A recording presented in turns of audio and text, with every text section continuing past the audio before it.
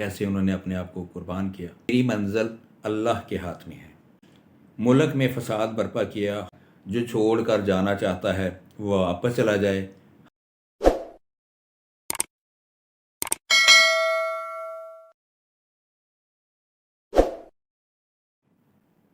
السلام علیکم، نعیم جٹ آپ کو اپنے یوٹیوب چینل موٹیویشنل ہسٹری میں خوش آمدید کہتا ہوں۔ آپ دوستوں سے گزارش ہے کہ میرے چینل کو لائک کیجیے گا، سبسکرائب کیجیے گا، بیل آئیکن کو ضرور پریس کیجیے گا تاکہ آنے والی ہر ویڈیو کا نوٹیفیکیشن آپ کو ملتا رہے۔ ہمارا جو آج کا ٹاپک ہے وہ محرم الحرام کے واقعے سے متعلق ہے۔ ایسا واقعہ جو اسلام میں زندہ ہے، حضرت امام علیہ السلام کی شہادت کے ساتھ کیسے انہوں نے اپنی اور اپنے خاندان کی شہادت اس اسلام کے لیے قربان کی، کیسے انہوں نے اپنے آپ کو قربان کیا اور شہادت کا جو جام ہے وہ نوش فرمایا۔ حضرت امام صاحب کا جو سفر ہے جو انہوں نے مکہ سے کربلا کی طرف کیا تھا، آج ہم اس کے بارے میں بتائیں گے کہ انہوں نے کتنی جگہوں پہ قیام کیا۔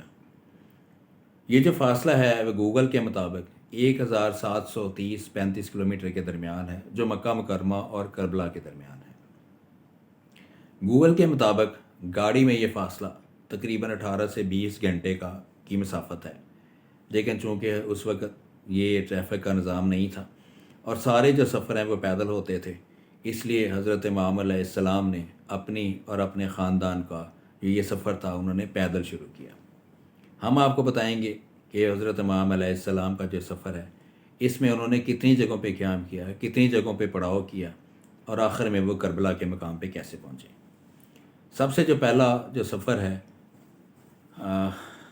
حضرت امام علیہ السلام نے جو سفر شروع کیا وہ 8 ذی الحج کو شروع کیا، 60 ہجری بمطابق 10 ستمبر 680 عیسوی کو اپنے اہل خانہ کے ساتھ انہوں نے یہ سفر شروع کیا۔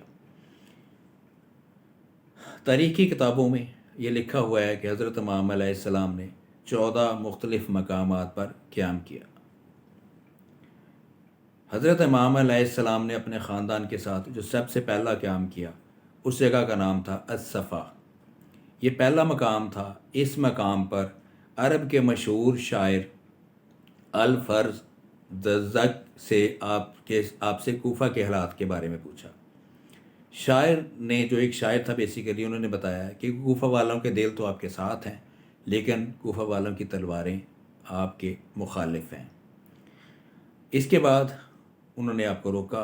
حضرت امام علیہ السلام نے فرمایا کہ میں نے جو اپنا سفر ہے وہ تو میں نے جاری رکھنا ہے، مجھے انہوں نے بلایا ہے اسلام کے لیے، تبلیغ کے لیے، تو میں نے تو وہاں پہ جانا ہے۔ اس کے بعد جو دوسرا مقام تھا جہاں پہ انہوں نے پڑاؤ کیا اس جگہ کا نام تھا ذات ارق۔ مکہ سے کوفہ جاتے ہوئے یہ دوسرا مقام ہے جو مکہ سے تقریباً 92 کلومیٹر پر ہے۔ اس مقام پر امام اپنے کزن عبداللہ ابن جعفر سے ملے اور اس مقام پر عبداللہ جعفر نے اپنے دونوں بیٹوں اون اور محمد کو امام علیہ السلام کی خدمت میں پیش کیا اور ساتھ ہی امام کو کوفہ جانے سے روکا، جس پر امام نے فرمایا میری منزل اللہ کے ہاتھ میں ہے۔ اس کے بعد تیسرا مقام جہاں پہ حضرت امام علیہ السلام نے پڑاؤ کیا بطن الرومہ، یہ مقام ذات ارق سے کچھ کلومیٹر آگے ہے۔ یہاں پہ امام نے قیس بن مشیر کے ہاتھ کوفہ والوں کو خط لکھا اور یہاں امام کی ملاقات عبداللہ بن متی سے ہوئی جو عراق سے آ رہا تھا۔ عبداللہ نے امام کو آگے جانے سے روکا اور بولا کوفہ والوں پر بھروسہ نہیں کیا جا سکتا، وہ اہل وفا میں سے نہیں ہیں، مگر امام علیہ السلام نے اپنا سفر جاری رکھا۔ اس کے بعد چوتھا مقام جہاں پہ حضرت امام علیہ السلام نے پڑاؤ ڈالا اس جگہ کا نام تھا زرود۔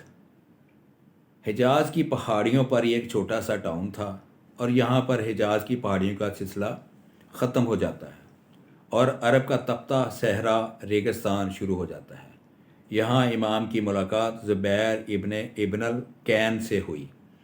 اسے جب پتہ چلا کہ امام کس مقصد کے لیے کوفہ جا رہے ہیں تو انہوں نے اپنا سامان اپنی بیوی کے حوالے کیا اور کہا کہ تم گھر جاؤ، میری خواہش ہے کہ میں بھی امام کے ساتھ یہ سفر جاری رکھوں اور ان کا ساتھ دو۔ پانچواں مقام جہاں پہ حضرت امام علیہ السلام نے پڑاؤ کیا اس کا نام تھا زبالہ۔ اس مقام پر امام کی ملاقات دو آدمیوں سے ہوئی جن کا تعلق عرب کے قبیلہ اسدی سے تھا۔ انہوں نے امام کو کوفہ والوں کے ہاتھوں جناب مسلم بن عقیل کی شہادت کی خبر دی۔ امام نے فرمایا، بے شک ہم اللہ کے لیے ہیں اور اسی کی طرف لوٹ کر جانے والے ہیں، اور بے شک وہ ہماری قربانیوں کا حساب رکھنے والا ہے۔ اس مقام پر امام نے اپنے ساتھ چلنے والوں کو بتایا کہ جناب مسلم بن عقیل اور جناب خادنی کو شہید کر دیا گیا ہے اور کوفہ والے ہماری نصرت نہیں کریں گے۔ امام نے اس مقام پر فرمایا، جو چھوڑ کر جانا چاہتا ہے وہ واپس چلا جائے، ہم نے اپنا سفر اللہ کے حکم سے جاری رکھنا ہے۔ بہت سے قبائل جو راستے میں امام کے ساتھ تھے اس امید پر چل پڑے تھے کہ انہیں مال و دولت ملے گی، اور اس مقام پر ادھر ادھر بکھر گئے اور واپس اپنے گھروں کو لوٹ گئے، اور امام کے ساتھ ان کے اہل خانہ سمیت تقریباً 50 لوگ رہ گئے تھے۔ چھٹا مقام بطن العقیق۔ اس مقام پر امام قبیلے کے ایک آدمی سے ملے جس نے امام علیہ السلام کو آگاہ کیا کہ کوفہ میں آپ کا کوئی دوست نہیں ہے۔ کوفہ کو یزید کے لشکر نے گھیرے میں لے لیا اور اس کے داخلی اور خارجی دروازے بند کر دیے، اور کوفہ نہ تشریف لے جائیں۔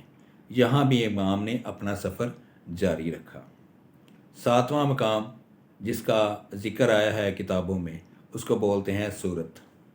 اس مقام پر امام نے رات بسر کی اور صبح اپنے قافلے سے کہا، جتنا پانی ہو سکتا ہے ساتھ لے لیں، ہو سکتا ہے آگے ہمیں پانی میں مشکلات پیش آئیں، پانی پینے میں اور پانی کا استعمال کرنے میں۔ اگلا مقام جہاں پہ پڑاؤ کیا اس کا نام تھا شرف۔ اس مقام پر امام کے ساتھیوں میں سے ایک چلا گیا اور اس نے لشکر کو اپنی طرف آتے دیکھا۔ امام فوراً قافلے کا رخ موڑ کر قریب ایک پہاڑی کے پیچھے لے گئے۔ اس کے بعد اگلا مقام ذو حسم۔ اس مقام پر امام کی ملاقات حر اور اس کے 1000 سپاہیوں سے ہوئی جو پیاسے تھے۔ امام نے سب کو پانی پلانے کا حکم دیا اور بذات خود بھی سب کو پانی پلایا اور جانوروں کو بھی پانی پلایا گیا۔ اس مقام پر ظہر کی نماز ادا کی گئی اور سب نے مل کر امام علیہ السلام کی امامت میں نماز ظہر ادا کی۔ اس مقام پر امام نے حر اور اس کی فوج سے خطاب کیا اور فرمایا، اے کوفہ والو، تم لوگوں نے میرے پاس اپنے قاصد بھیجے اور مجھے خطوط بھیجے کہ تم لوگوں کے پاس کوئی امام نہیں ہے اور میں کوفہ ہوں اور تم لوگوں کو اللہ کے راستے پر اکٹھا کروں اور تم لوگ میری بیعت کر سکو۔ تم لوگوں نے لکھا کہ آپ اہل بیعت ہیں اور ہمارے معاملات کو ان لوگوں کی نسبت جو ناانصافی کرتے ہیں اور غلط ہیں بہتر طریقے سے حل کر سکتے ہیں، مگر اگر تم لوگوں نے اپنا ارادہ بدل لیا ہے اور منکر ہو گئے ہو اور اہل بیت کے حقوق نہیں جانتے ہو اور اپنے وعدوں سے پھر گئے ہو تو میں واپس چلا جاتا ہوں۔ حور کے لشکر نے امام کو واپس نہیں جانے دیا اور انہیں گھیر کر کوفہ کی بجائے کربلا کی طرف لے گئے۔ اگلا مقام جہاں پہ حضرت امام علیہ السلام نے اپنے خاندان کے لوگوں کے ساتھ پڑاؤ کیا اس کا نام ہے بیضا۔ اگلے دن بیضا پہنچے اور اس مقام پر پھر حر کے لشکر سے خطاب کیا۔ آپ نے فرمایا، لوگوں، رسول اللہ صلی اللہ علیہ وآلہ وسلم نے فرمایا ہے، جو شخص اپنے بادشاہ کو دیکھے جو ظالم ہو، جو اللہ کے حرام قرار دیے گئے کو حلال کہے، خدائی عہد و پیمان کو توڑ دے، سنت رسول کی مخالفت کرے اور اللہ کے بندوں پر گناہ اور زیادتی کرے، زیادتی کے ساتھ حکومت کرتا ہو، تو وہ شخص اپنی زبان، اپنے فعل اور اپنے ہاتھ سے اس بادشاہ کو نہ بدلے تو اللہ کو حق پہنچتا ہے کہ ایسے شخص کو بادشاہ کی جگہ جہنم میں داخل کرے۔ امام نے اس مقام پر مزید فرمایا، لوگوں، تمہیں معلوم نہیں کہ جن لوگوں نے شیطان کی اطاعت اختیار کی اور اللہ سے منہ پھیرا، ملک میں فساد برپا کیا، حدود شرعی کو معطل کیا اور مال غنیمت کو اپنے لیے مختص کر دیا، ایسی صورت میں مجھ سے زیادہ کس پر فرض عائد ہوتا ہے کہ وہ اصلاح کی کوشش کرے۔ میرے پاس تمہارے قاصد آئے اور خطوط پہنچے کہ تم نے بیعت کرنی ہے اور تم میرے مددگار بنو گے اور مجھے تنہا نہیں چھوڑو گے۔ اگر تم نے اپنا وعدہ پورا کرو گے، سیدھے راستے پر پہنچو گے۔ इसके बाद इमाम की तकरीर सुनकर खुर ने इमाम से कहा कि अगर आपने जंग करनी है तो आपको कत्ल कर दिया जाएगा। इमाम ने फरमाया, तुम मुझे मौत से डराते हो, और क्या तुम्हारी शकावत इस हद तक पहुँचेगी कि तुम मुझे कत्ल कर दोगे। हुर के लश्कर पर कोई असर न हुआ और वे इमाम को करबला की तरफ घेर कर ले जाते रहे। अगला मकाम अजीज़ुल हजनात। इस मकाम पर इमाम की मुलाकात तरमाह बिन अदी से हुई, जिसने इमाम को कूफे वालों के ख़तरनाक इरादे से आगाह किया, जिसे इमाम पहले ही जानते थे, और इमाम अलैहिस्सलाम अपने साथ कूह आ जाने की दरख्वास्त की थी ताकि इमाम वहाँ पनाह ले सकें। इमाम ने फरमाया, अल्लाह ताला तुम्हें और तुम्हारी कौम को जज़ाए खैर दे। मेरे लोग अहद कर चुके हैं कि हम इस अहद से नहीं फिरेंगे। अगला मकाम कसर बिन मुकातिल। फ़ैसला हो चुका था कि इमाम को कूफ़ा नहीं जाने दिया जाएगा। चनाचे हुर के लश्कर ने कूफ़ा को रास्ता बंद कर इमाम को घेर कर करबला की तरफ ले जाना शुरू कर दिया, और इमाम रास्ते में कसर बनी मुकातल रुके, और शाम के वक़्त इमाम ने फरमाया, हम अल्लाह के लिए हैं और उसी की तरफ लौट कर जाने वाले हैं। इमाम के 18 साला बेटे अली अकबर इमाम के पास आए और इमाम से फरमाया कि उन्होंने ख्वाब में किसी को कहते हुए सुना है कि ये लोग इन्हें कत्ल करने वाले हैं। जिस पर जनाब अली अकबर ने इमाम को तसल्ली दी और फरमाया, क्या हम सीधे रास्ते पर नहीं हैं। अल्लाहु अकबर। इसके बाद जो 13वां मकाम जहाँ पे हज़रत इमाम अलैहिस्सलाम ने क़याम किया, उसका नाम नीनवा था। इस मकाम पर हुर को इब्ने ज़ियाद का ख़त मिला, जिसमें उसने लिखा था, इमाम जहाँ हैं इन्हें वहीं रोक लो और उन्हें ऐसी जगह उतरने पर मजबूर कर दो जहाँ पानी और हरियाली ना हो।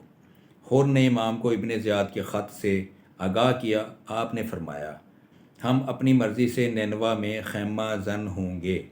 जिस पर हुर ने कहा कि इब्ने ज़ियाद के जासूस हर जगह की निगरानी कर रहे हैं, लिहाजा मैं आपको ऐसा नहीं करने दे सकता। फिर इमाम का काफ़िला एक मकाम पर पहुंचा तो इमाम ने पूछा, इस जगह का क्या नाम है। किसी ने जवाब दिया, करबला। इमाम ने फरमाया, ये करबो बला की जगह है, ये वो जगह है जहाँ पर हमें कत्ल किया जाएगा। आखिरी मकाम जहाँ पे हज़रत इमाम अलैहिस्सलाम और उसके ख़ानदान के लोगों ने क़याम किया, आप सब जानते हैं, उस जगह का नाम है करबला। इमाम के हुक्म पर करबला के मैदान में ख़ैमे गाड़ दिए गए। दरियाए फ़रात ख़ैमों में कुछ मील के फासले पर था। ये 2 मुहर्रम 61 हिजरी का दिन था और ईस्वी के हिसाब से 3 अक्टूबर 680 ईस्वी की तारीख़ थी।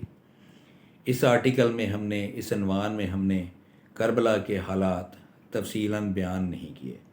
मैंने आपको सिर्फ ये बताया है कि हज़रत इमाम अलैहिस्सलाम का जो सफ़र मक्का से शुरू हुआ था, वो करबला तक किस किस जगह पे उन्होंने पड़ाव किया, किन किन लोगों से मिले और उन्होंने आपको क्या पैगाम दिया, उसके बदले में हज़रत इमाम अलैहिस्सलाम ने लोगों को क्या जवाब दिया। उम्मीद है आज का ये व्लॉग आपको पसंद आएगा। आपसे दरख्वास्त है, चैनल को सब्सक्राइब ज़रूर कीजिएगा, बेल आइकन को ज़रूर प्रेस कीजिएगा। अपना बहुत सारा ख्याल रखिएगा और अगले आने वाले वीडियो का इंतज़ार कीजिएगा। अस्सलामु अलैकुम।